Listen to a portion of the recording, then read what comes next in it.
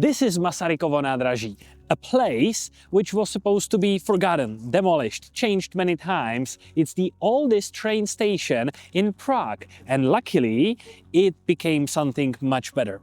Today we're talking about what happened, what's happening now, and what's the future of this place.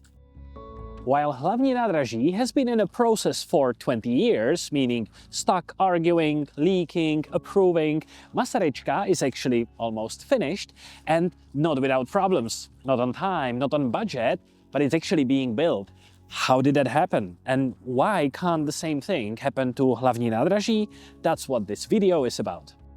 Built in 1845, Masarykovo Station was the first steam railway station in Prague. The first train left from here. It survived the monarchy, 2 world wars, communism. But in the year 2000, well, that was a bit too much. Dirt, homeless people, bad smell. The state didn't really know what to do with it. Renovation plans set in the drawers for 20 years. Masaryčka was a dead station, kept alive only by local trains to Kladno. It became a symbol of how Prague lets monuments decay. Historical buildings falling apart while bureaucrats argued about who should pay to fix it. For 2 decades, nothing happened, just slow deterioration and broken promises. But then in 2011, Penta investment showed up, a private company, a hero on a white horse. They bought the building and lands around the station from the state, not the least, but ownership. And they committed to building a world-class architecture here. They built the Golden Building by Zaha Hadid, a futuristic golden facade in the middle of historical Prague. Then came Florentinum, a Cloud One hotel, and now a new office building called Hype in Hybernska, just behind there, designed by the same architect who worked on the original Masaryčka project. And suddenly the state looked embarrassing because a private company showed what this area could look like. And the state had to respond. Správa železnic, the management railway station company, came in with nearly 4 billion crowns for the railway modernization. Without Penta moving first, that money probably would never arrive. Penta didn't do it alone, but they did it first. They proved it was worth doing, and then the state finally showed up with the real money. This isn't just about a pretty facade. This is the future terminal for the direct train connection to the airport, part of the Prague Airport Kladno project with 11 construction stages. When it's done, you will leave here and in 25 minutes you're right at the gate. No more changing from metro to bus, no more taxis or bus 119, one train straight to the airport. And right above these tracks, a big part of the project is taking shape. A giant elevated platform connecting the Florence area with Hybernska and Opletalova streets, roughly the size of Staroměstské náměstí. Pedestrian crossings over real-life tracks. Green roofed on top. Retails below. New east entrance to the station with escalators and lifts directly to the platforms. If it sounds simple, it's not. If you're wondering where we are with this great view above the whole this side of the Prague and the construction site, we are currently at the Cloud One hotel. It's a very central and a nice place where they allowed us to take the shooting right here. I can only recommend this place, where they have a great coffee, nice cocktails, so if you want to check out on the construction or generally enjoy a nice evening, this is the place to go. Let's talk about Hlavní Nádraží and Masarykovo. And to compare it properly, we need to take into consideration a lot of things.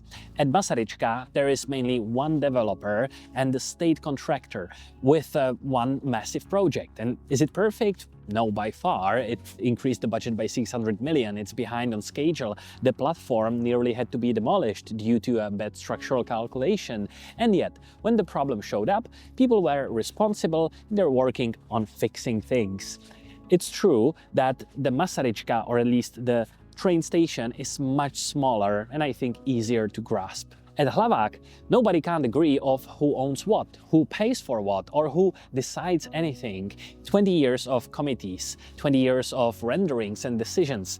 One Italian company came in, didn't finish the job and left. The roof has been leaking probably since its beginning, since 1970s, and they're fixing it now with 290 million crowns just to stop the water from coming in. That's the entire first stage, just waterproofing. Of course, the scope of the works is much bigger, and the project of Hlavní Nádraží is probably more controversial with the whole demolition, but come on, equally the Masaryčka, the modern building in the city center, wasn't that controversial? Masaryčka isn't a perfect success story, but it proves one thing. When there is a developer behind, or generally when there is a private party pushing the city, and of course money is in the stakes, then things get solved. At Hlavák, there is not one single responsible owner. I mean, not even in Masaryčka, but you know what I mean. Generally in Hlavák, much more entities involved, much more complicated process, and who knows when we will have it done. Some people say that the new Masaryčka is too polished, too Penta style, too corporate, that you can't even buy coffee here without paying much more than anywhere else. And maybe they're right. There are expensive cafes, designer shops. The whole thing feels more like a mixed development than a train station, which is literally 20 meters from us this direction. And to be honest, it is exactly what it is. But here's the thing, the station still works, trains are still running through an active construction site, and that's genuinely impressive.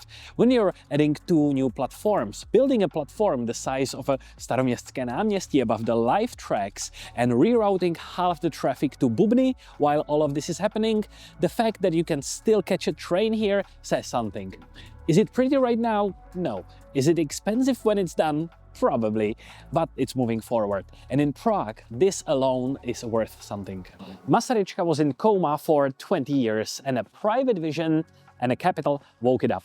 State billions are now turning into the future of this nice railway station. This is a lesson for all of Prague. Let's stop being afraid of the private money and big visions, because this is the only way how to get from the 19th century to the 21st. But don't take me too literally on this one, because we shouldn't allow a developer to step into every public building, but this is a clear example of how it actually helped. Would you suggest a private developer to get to Hlavák too? Or should the state own everything and manage it itself? Let me know in the comments. My name is Robin, I'm founder of Expats Finance, and if you're moving to Prague or thinking about settling in or buying a property with a mortgage, this is what we do. See you in the next video.